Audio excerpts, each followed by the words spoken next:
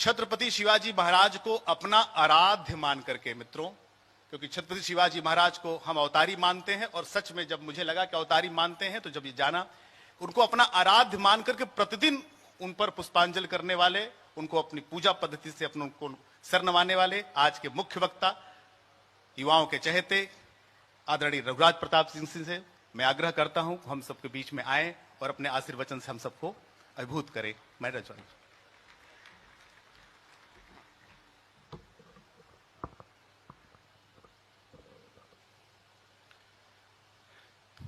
जानता राजा के निमित्त आज यहाँ एकत्र हुए दिव्य प्रेम सेवा मिशन के परिवार के सभी कर्मठ साथी, सभी सदस्य, आदरणीय उप मुख्यमंत्री श्री केशव प्रसाद जी, हमारे मित्र, हमारे पड़ोसी, आदरणीय श्री पंकज जी, आदरणीय श्री वीरेंद्र सिंह जी, आदरणीय श्री राजेश जी, आदरणीय विनय जी और इस पूरे कार्यक्रम के सूत्रधार हम सभी के अग्रज दिव्य प्रेम सेवा मिशन के संस्थापक आदरणीय आशीष भैया, मंच के सामने बैठी हुई सभी माताएं, सभी अग्रज, आप सबका अभिवादन और सभी अनुजों को ढेर सारी शुभकामनाएं, मंगल कामनाएं। हम सभी लोगों का ये मानना है कि अगर इस जन्म में अच्छे कर्म करोगे तो उसका फल अगले जन्म में भी मिलेगा, और हम लोगों ने अपने गत जन्मों में अच्छे कर्म किए होंगे तब ये मानव शरीर मिला है, अच्छे माता पिता मिले हैं, भारत भूमि मिली है, सनातन धर्म मिला है। आध्यात्मिक दृष्टि से इसके भी ऊपर जाएं तो कुछ कार्य विशेष करने के लिए पुण्यात्माओं को ईश्वर धरती पे भेजते हैं। छत्रपति शिवाजी महाराज उन्हीं पुण्यात्माओं में से एक हैं। ये कोई साधारण राजा, साधारण महाराजा नहीं है, किसी राजवंश में नहीं जन्म लिए, इनके पिता राजा नहीं थे। अपनी क्षमता से राष्ट्र और धर्म के प्रति अपने समर्पण से और अद्भुत संगठनात्मक क्षमता से उन्होंने भारत में हिंदू स्वराज्य की स्थापना करी, और उस समय में करी जो भारत के लिए सबसे काला अध्याय, काला कालखंड था। बात सिर्फ मुगलों की नहीं है, एक तरफ बीजापुर, आदिल शाही, मुगल, चारों तरफ से आक्रांताओं से घिरा हुआ ये उनका छोटा सा एक राज्य था, और अपनी कुशल रणनीति से उन्होंने स्वतंत्र हिंदू राष्ट्र की स्थापना करी। बाकी आने वाले दिनों में आप उस महानाट्य में देखेंगे, आदरणीय आशीष भैया ने बड़े विस्तार से बताया, उसको दोहराने की आवश्यकता नहीं है। लेकिन जब महापुरुष होते हैं उनकी एक आशा, एक उम्मीद होती है, और सबसे बड़ी आशा यह होती है कि हमारे देशवासी जागरूक हों, मुखर हों, कर्मठ हों। और ये जो पीड़ा, ये वेदना झेल रहा है देश, इससे देश को और देशवासियों को मुक्ति मिले। आप कल्पना करके देखिए, यदि छत्रपति शिवाजी महाराज का जन्म न हुआ होता, यदि महाराणा प्रताप का जन्म न हुआ होता, यदि गुरु गोविंद सिंह जी का जन्म न हुआ होता, तो आज की ये भारत भूमि किस हाल में होती। और दूसरा चिंतन हम सभी को ये करना है कि हमको हमारे माता पिता ने जो शिक्षा दी है, ईश्वर ने जो संपन्नता दी है, क्या हम राष्ट्र के प्रति, क्या हम अपने धर्म के प्रति और क्या हम अपने समाज के प्रति अपने दायित्वों का निर्वहन कर रहे हैं कि नहीं। आजकल दो चीज बड़ी चर्चा में है। एक, कुछ भटके हुए कनाडा वासी जो खालिस्तान की मांग कर रहे हैं, और दूसरा अभी हाल में ही इजराइल पे हुआ भयावह हमला।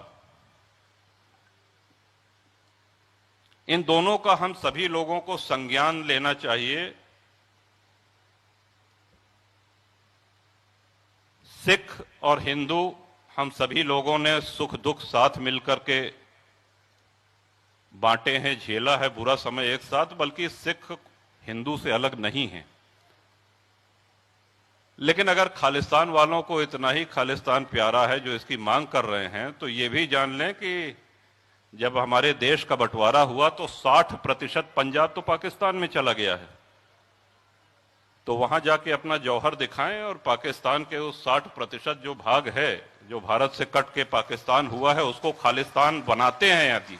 तो मैं समझता हूं कि भारत की सरकार के साथ साथ भारत का हर आदमी, हर नागरिक उनको शुभकामनाएं, उनको आशीर्वाद देगा और इस शुभ काम में उनका साथ देगा। दूसरा, आज आप जितने लोग यहां पे पधारे हैं, हम सभी के हाथों में स्मार्टफोन है और उठते बैठते सोते जागते सबके वीडियोस बनते रहते हैं और कई ऐसी घटनाएं, वो क्लिप्स, रील्स, जो भी उसको हम कहें, वो हमको देखने को मिलती हैं जो आज से संभवतः 20 वर्ष पूर्व या 25 वर्ष पूर्व ऐसा संभव नहीं था। बड़ी ही लोमहर्षक, बहुत ही भयावह औरतों की क्या स्थिति हो रही है, बच्चों की क्या स्थिति हो रही है इजरायल में, वृद्धों का, अपंगों का, जो अपाहिज हैं उनको भी नहीं छोड़ा जा रहा है, उनको भी नहीं।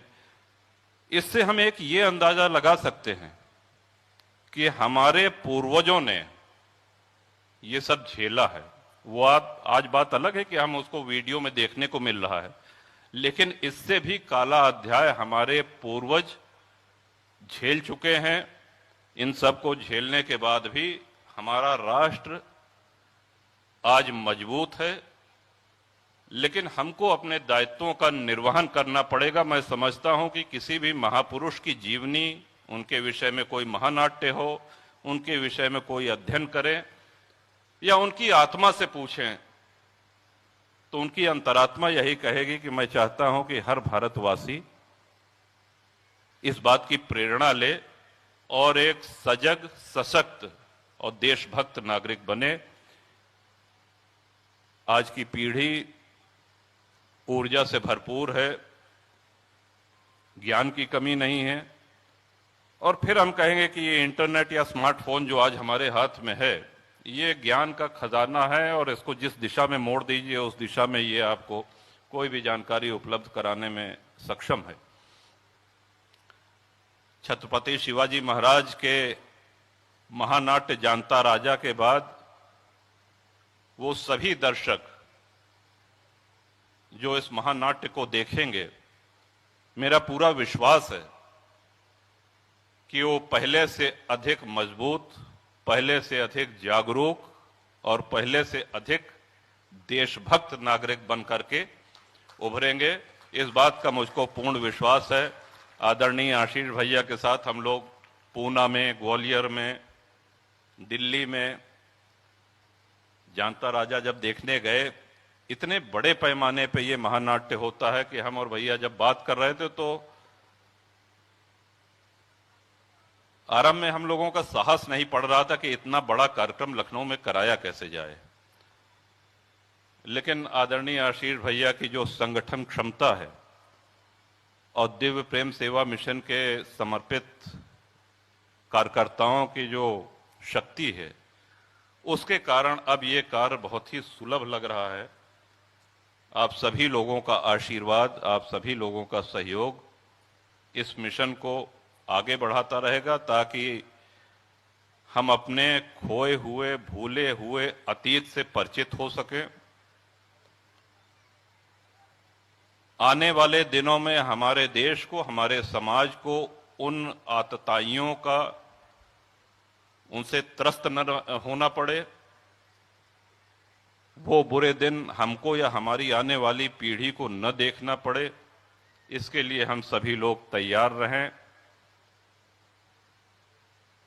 जैसा कि महर्षि अरविंद जी से एक बार एक पत्रकार ने पूछा था कि कम शब्दों में अगर कहा जाए तो आप देशवासियों से क्या कहना चाहेंगे। पत्रकार विदेश के थे तो उन्होंने 3 शब्दों में अपना उत्तर दिया। उन्होंने कहा वॉच, देखिए, ऑब्जर्व, समझिए, और प्रिपेयर, उससे निपटने के लिए तैयारी करिए। इन्हीं शब्दों के साथ आप सभी सम्मानित दर्शकों को, मंचासीन सभी महानुभावों को हमारा विनम्र प्रणाम। जय भवानी, जय शिवाजी। बहुत बहुत धन्यवाद।